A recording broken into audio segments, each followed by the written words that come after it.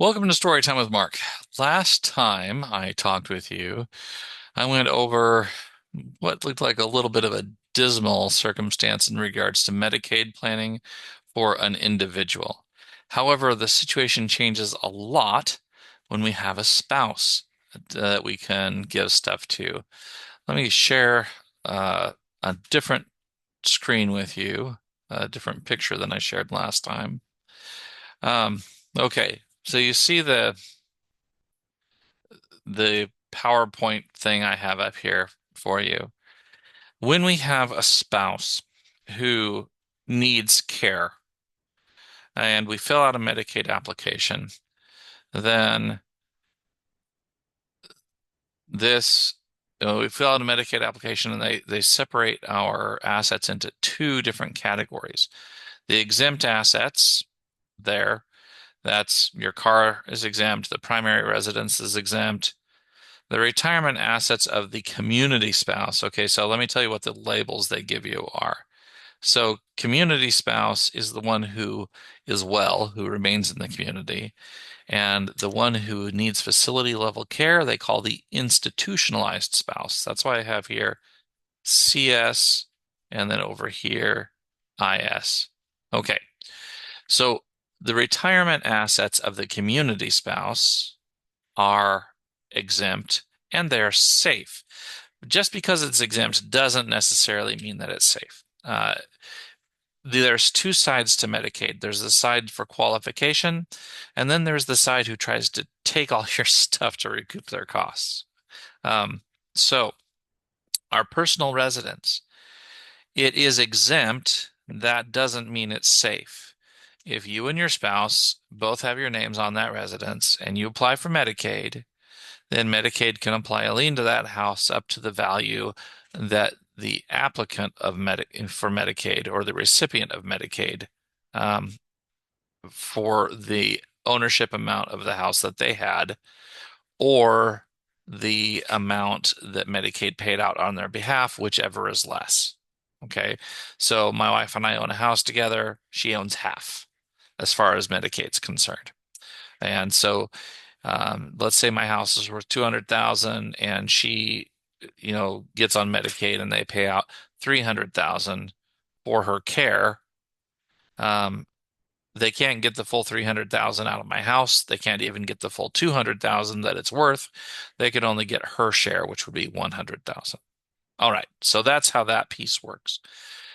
Now, what can we do over here? Let's say, so I had a client. This is based on one of my clients. His wife uh, had done a bunch of volunteer work, a bunch of work in their church, was a wonderful woman, uh, but didn't earn a lot during life. Her Social Security check is about 1,300 bucks a month, not very much. He, on the other hand, was very successful um, and leveraged his earnings during life with purchasing property, etc.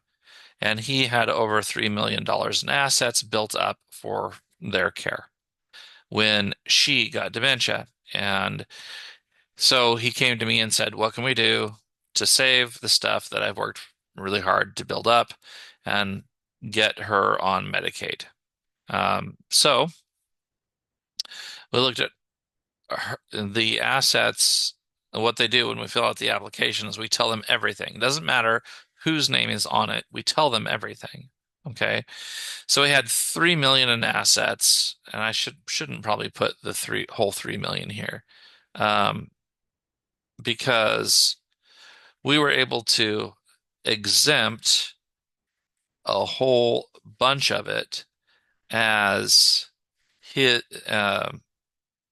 as income producing property that only had his name on it. So income producing property is also exempt, but that doesn't mean it's safe. But since it only had his name on it, it was safe. So we got that exempted. We were down to about 1 million in assets that were not exempt. And they call those countable assets. So what they do is they take the countable assets and they drop them into the bucket. They cut the bucket in half and they say, okay, we're going to give 500 to the community spouse and 500,000 to the institutionalized spouse. Well, wait. That's not where they stop though. Because then they say, well, there's this range that we have. We don't really think that the community spouse needs $500,000. So they think that we need, oh, this hasn't been updated for 2026 yet. It's about 32,000 now. Uh, and this is says 162,660. They think that that's the maximum that the community spouse needs to live on. So what do? They move everything else over to the institutionalized spouse's side. And so we end up with, over on the institutionalized spouse's side, we end up with about $840,000. And they say when that $840,000 is below 2,000, she qualifies for Medicaid. And they stop there. That's kind of like the tax man saying, okay, this is what your tax liability is. And then they neglect to tell you about all the deductions you can take to lower that tax burden or all the credits that you can claim to reduce or eliminate that tax burden. In this case, there are things we can do within the law that allow us to save this money. And we did that. One of the techniques, or the technique we used in this case, which applies to a lot, is using something called a Medicaid compliant annuity. So Medicaid looks at almost every annuity as though it's an asset, a resource, and they look at the full amount of that's left in that annuity's account as a resource for the community spouse and or institutionalized spouse. And so if it's too much, then you don't qualify for Medicaid. However, there are 5 provisions that, when placed into an annuity contract, make Medicaid look at that contract not as a resource, but as an income stream.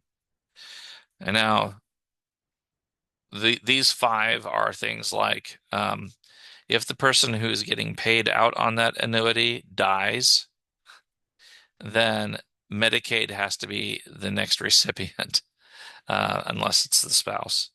So, that's onerous. We have to be careful with how we structure things and um, in time as well, and look at how people, are as far as their health is concerned. And the other things are it has to be equal, so it has to pay out the exact same every month. The first month has to be the same as the last month it pays out. It cannot be changed or revoked or sold. Can't be sold either. It has to have provisions in there stopping that. In fact, Kansas makes us reach out to people who buy annuities and get letters from 3 of them stating that they cannot buy this annuity contract because it has provisions in there that prevent them from doing so. Okay, that's what Kansas requires. But we set this annuity up. And so now the $840,000 is going to give the community spouse income. I think we set it up over, it was 3 or 4 years. And at the end of that contract, that entire $840,000 is on this side of the balance sheet. So when you add that with what he already had, we end up with the full million back over on this side, which is pretty good. And then as soon as we purchase that contract, we don't have to wait for it to pay out. As soon as we purchase it, the money is gone off of the institutionalized spouse's side, and immediately she qualifies for Medicaid, which is great. So with a husband and a wife, where we can give stuff to the spouse without penalty, we can save pretty much everything. Okay, now there were some costs, like he had to give up interest he had earned on some CDs, because he had to liquidate those CDs. Um, so there may be some opportunity costs. There may be some other little costs in there. He had to pay me. That's another cost. But generally speaking, we can save the value of all the assets when there's a husband and wife. Okay, now what can we do pre-planning wise? This is if we're in a crisis. He came to me when his wife already had dementia and she needed care imminently. Okay, so what do we do ahead of time? Well, like I said, this works if we have a husband and wife. Now he's down to just himself. So what can he do, or what can you do to prepare to take stuff off the table so Medicaid can't look at it anymore? Well, you can place some assets. Uh, Real estate is great to do this with into an asset protection trust. And when you've done that, you have given it away. It is not yours anymore. You cannot, when a Medicaid attorney reads the language of this Medicaid Asset Protection Trust, the Medicaid attorney needs to be able to assess that you can't get it back. If you can get it back, then they'll say it's a resource to you and it's still on the table. They can take it, or they can say you don't qualify for Medicaid till it's gone.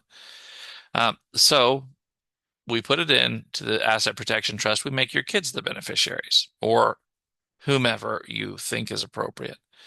And and then if we get down the road 4 years and 11 months here, and then somebody needs facility level care, then if we fill out a Medicaid application that day, we would have to tell them about whatever we put into the trust on day one here. And if it's a house, that may earn you a 2 or 3 year penalty. Um, so instead, we want to be able to make sure we can get out these next, private pay or whatever we need to get to month 61 here, and then fill out the Medicaid application. Then we don't need to tell them about anything we put in the trust anymore. And then it's not a part of this whole picture down here and makes dealing with this picture a lot easier. All right. I know that was a little bit longer than normal, but I wanted you to see what we could do. Thank you for listening to Storytime with Mark.